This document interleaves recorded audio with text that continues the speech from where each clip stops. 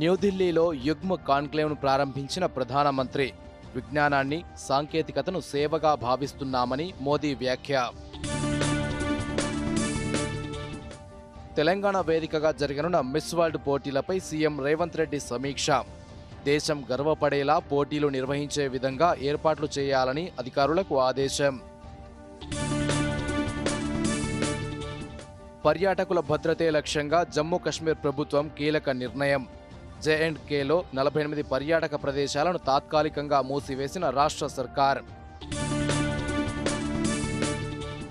పహల్గాం దాడి నేపథ్యంలో ప్రత్యేక పార్లమెంట్ సమావేశాలు నిర్వహించాలన్న కాంగ్రెస్. ఈ మేరకు ప్రధానికి లేఖ రాసిన మల్లికార్జున ఖర్గే, రాహుల్ గాంధీ.